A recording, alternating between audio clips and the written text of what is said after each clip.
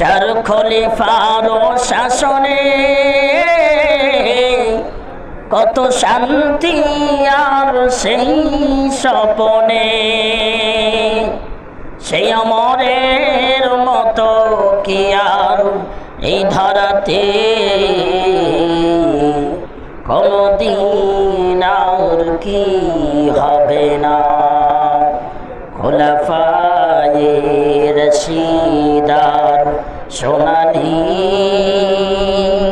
দিন কেন যে ফিরে আর আসে না, সকলেই পেয়ে তার অধিকার, কেন যে মন খুলে আসে না।